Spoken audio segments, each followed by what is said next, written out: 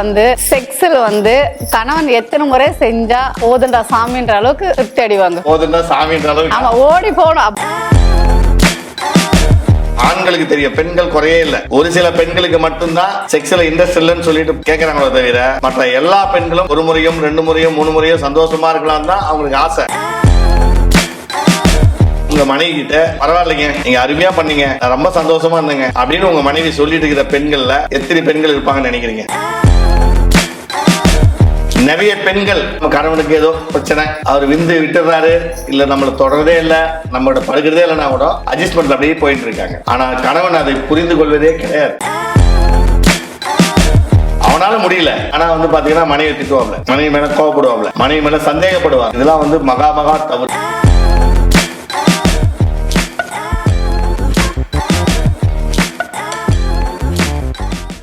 Hello, வணக்கம். நான் உங்கள் சகானா. நேயர்களே, எல்லாரும் எப்படி இருக்கீங்க? நான் நல்லா இருக்கேன். நீங்க எப்படி இருக்கீங்க? நீங்க நல்லா இருக்குன்னு நினைக்கிறேன். ஏன் அப்படின்னா நீங்க என்னோட ஷோ பாக்குறீங்களா, கண்டிப்பா நல்லா தான் இருப்பீங்கன்னு நினைக்கிறேன் நானு. சார் வணக்கம். வணக்கம். நான் எப்படி சார் இருக்கேன்ட்டு நீங்க சொல்லுங்க நேயர்கள்ட்ட. நல்லா இருக்கேன், நல்லா இருக்கேன், அருமையா இருக்குண்ணா. சரி, ஓகே நேயர்களே, எங்களோட சேனல் நீங்க பாக்கணும் அப்படின்னாக்கா வந்து டாக்டர் பழனி சேனல் வந்து நீங்க வந்து ஃபாலோ பண்ண மட்டும் தான் பார்க்க முடியும். ஃபாலோ பண்றது மட்டும் இல்ல, நீங்க சப்ஸ்கிரைப் பண்ணிட்டு அந்த பெல் வந்து கிளிக் பண்ணி விடுங்க. அப்பதான் வந்து நாங்க போற ஒரு வீடியோவும் உங்களுக்கு வந்து சேரும்.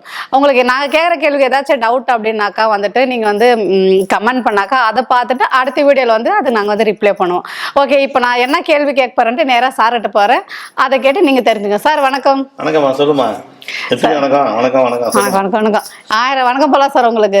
ஏன்னா வந்து என்னுடைய நேரங்க நிறைய வந்துட்டு நீங்க சொல்றீங்க, மகிழ்ச்சி, சந்தோஷம். அதனால வந்து எனக்கும் சந்தோஷம், அவங்களுக்கு தான் சந்தோஷம். அதனால உங்களுக்கு பல வணக்கம் போட்டாலும் தப்பே இல்லை. நன்றி. சரி, இப்ப இந்த கேள்வி எப்படின்னா எனக்கு வந்து கேட்க ஒரு மாதிரியா தான் இருக்குது. ஆனா கேட்டுதான் கூச்சமா இருக்கு சார். ஆமா, அவங்களுக்காக நான் தான் கேட்டாகணும். இப்ப வந்து பெண்கள் வந்துட்டு செக்ஸ்ல வந்து எத்தனை முறை செஞ்சா அவங்களுக்கு வந்து போதுண்டா சாமின்ற அளவுக்கு திருப்தி அடையும் சார்? பெண்கள் வந்துட்டு செக்ஸ்ல எத்தனை முறை அவங்களுக்கு செஞ்சா போதுன்ற அளவுக்கு அவங்களுக்கு திருப்தி அடையும் கேக்குறேன் நான். வேலை செஞ்சாவா, வீட்டு வேலையா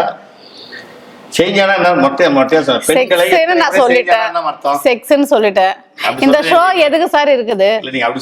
இல்ல, இந்த ஷோ நம்ம சமையல் வேலை செய்யறோம். இல்ல, நீங்க அப்படி கேட்கக்கூடாது கேள்வியா. பெண்கள் கணவனும் மனைவியும் அதுதான் சார் சொல்ல வரேன் நான். பண்ணும்போது மனைவி எத்தனை முறை செய்தால் அப்படி கேட்டிருக்கணும். ஆமா, நீங்க ஒரு பெண் எத்தனை முறை செஞ்சால் அப்படின்னா மொட்டையால இருக்கு, அத அவங்க புரிஞ்சுக்குவாங்க சார். எல்லாமே கேள்வி கேட்கணுமா?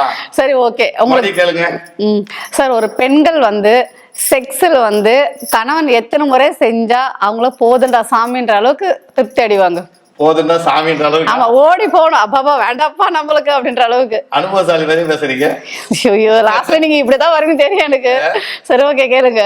சகாவுடைய கேள்வி என்ன அப்படின்னு பாத்தீங்கன்னா, ஒரு பெண் எத்தனை முறை கணவனுடன் செக்ஸ் பண்ணால் போதும் என்னை விட்டுருங்கன்னு சொல்லுவாங்க அப்படின்றத உன்னுடைய கேள்வி. கேட்டாமா? ஆமா சார், கரெக்ட். கணவனும் மனைவியும் கண்டிப்பா உடலுறவின் போது ஒரு மனைவி என்னை விட்டுருங்க போதும் அப்படின்னு ஓடி போற அளவுக்கு சாமி வேணாடாப்பா, ஐயோ வேண்டாம் செய்யணும். அவங்க எப்ப உச்சம் அடைவாங்க அப்படின்னு கேள்வி. ஆமா சார், அது வந்து பெரும்பாலும் அவங்க கணவனை தான் கேட்கணும். சார், கணவர்மார்களே நீங்க சொல்லுங்க, கமெண்ட்ல சொன்னாதான் எங்களுக்கு தெரியும். ஓகே, நீங்க சொல்லுங்க. அதாவது நம்ம சகானா கேள்வி நல்ல கேள்வி சார். ஒரு கணவன் மனைவி தான் சார். ஒரு கணவன் மனைவி தான். ஆமா சார். செக்ஸ் பண்ணும்போது அவங்க மனைவி போதும் என்னை விட்டுருங்க திருப்தியாச்சுன்னு சொல்லணும். அது எத்தனை முறை செஞ்சா சொல்லுவாங்க அந்த பெண்கள் அப்படின்னு தான் நம்ம சகானா கேள்வி கேட்குறாங்க. இதை இந்த ப்ரோக்ராம் பார்த்துட்டு இருக்கிற நேயர்களுக்கே தெரியும், ஆண்களுக்கு தெரியும், பெண்கள் குறையே இல்லை. நான் ஏற்கனவே சொல்லியிருக்கேன், பெண்கள் அனைவரும் குலதெய்வம் மகாலட்சுமி. அவங்களுக்கு எந்த குறையுமே கிடையாது, செக்ஸ் பிரச்சனை இல்லை.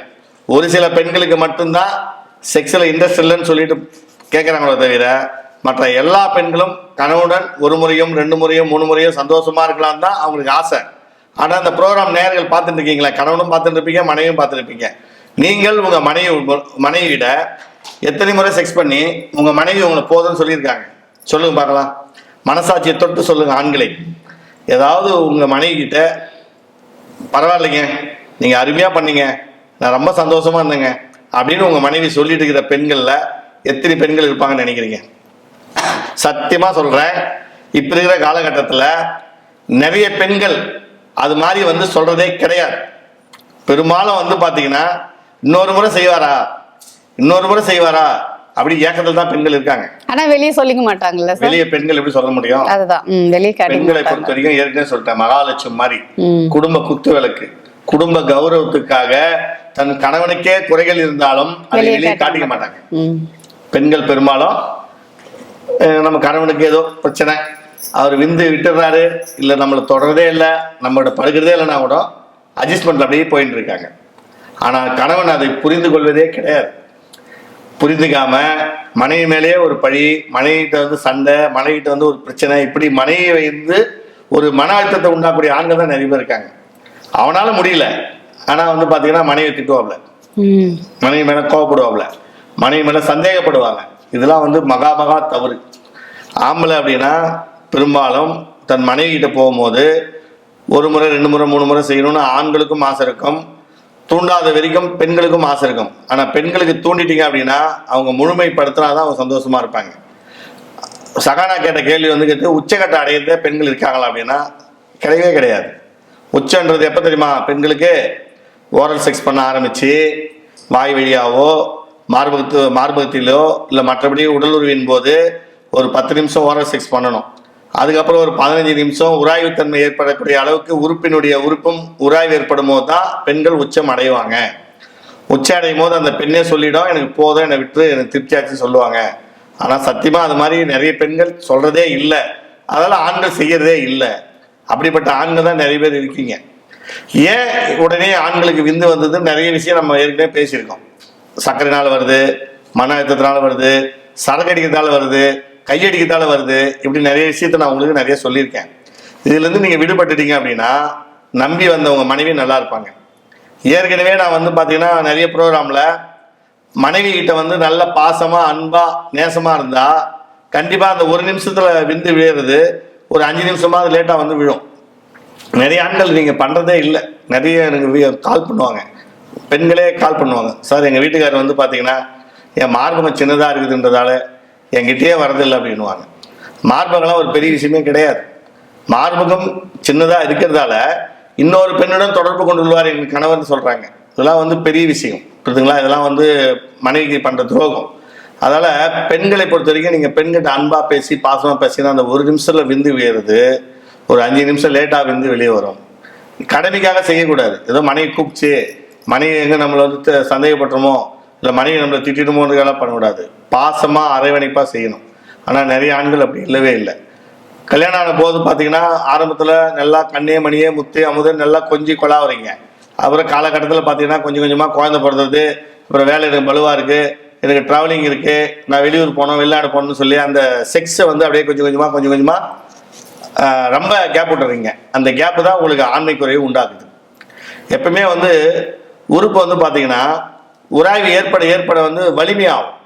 ஏன்னா உராய்வு ஏற்பட வலிமையாகிறதுக்கு என்ன காரணம் அப்படின்னு பார்த்தீங்கன்னா பெண்களுக்கு வரக்கூடிய லூப்ரிகேஷன் அது ஒரு விதமான திரவம் மாதிரி. நிறைய பேர் அது உங்களுக்கு தெரியாது. பெண்களுக்கு நம்ம எப்படி அழுதா கண்ணில் தண்ணி வருதோ, எப்படி பேசினா வாயில உமிநீர் வருதோ, உடம்புல எப்படி ஒரு வேர்வை வருதோ, அது மாதிரி இயற்கையாக வரக்கூடியது. உங்களுடைய கண்ணில் வர தண்ணியை கடன் வாங்க முடியுமா? வாங்க முடியாது. உங்கள் உமிநீரை வந்து வேலையிட்ட வாங்க முடியுமா? வாங்க முடியாது. உங்கள் வேர்வையை வாங்க முடியுமா? வாங்க முடியாது. உங்களுக்குள்ள உருவாகக்கூடிய இயற்கையான ஒரு இது அது. அதை நீங்கள் வந்து பார்த்தீங்கன்னா பெண்களுக்கு அதே மாதிரியே செக்ஸ் தூண்டல் ஆரம்பிக்கும் போது அவங்களுக்கு வந்து தேங்காய் மாதிரி ஒரு லூப்ரிகேஷன் வரும், ஆயில் வரும். அந்த அந்த திரவம் வந்து பார்த்தீங்கன்னா உங்கள் உறுப்பு மேலே படும்போது உங்கள் உறுப்பு வலிமையாகும். இது நிறைய பேருக்கு தெரியவே தெரியாது. இப்போ தெரிஞ்சுங்க, மருந்தது. இப்போ வந்து என் உறுப்பு சின்னதாக இருக்குது, அதுக்கு நான் ஆயில் மட்டும் தடவுறேன், அந்த ஆயில் தடவிட்டு என் உறுப்பு பெருசாகும் அப்படின்னு சொல்லிட்டு சில பேர் நினைக்கிறீங்க இல்லையா? அதை விட அந்த ஆயிலை விட பெஸ்ட் எதுன்னு பார்த்தீங்கன்னா உங்கள் மனைவிட்ட வர திரவ ஆயில் தான். நீங்கள் அதை உராய்வு ஏற்பட என்ன ஆகுது? உங்கள் உறுப்பு வலிமையாகுது. நீங்கள் தான் செக்ஸே பண்ணுறது இல்லையா அப்படின்னு உறுப்பு பெருசாகும். இதுக்கு மேலேயாவது நீங்கள் என்ன பண்ணுங்க, அடிக்கடிக்கு செக்ஸ் வச்சுக்கிங்கன்னா அந்த சீக்கிரமாக வர்றது லேட்டாக வரும். இப்போ ஒரு முறை செக்ஸ் பண்ணிடுறீங்க, மறுபடியும் இன்னொரு முறை பண்ணி பாருங்களேன், லேட்டாக வருதா?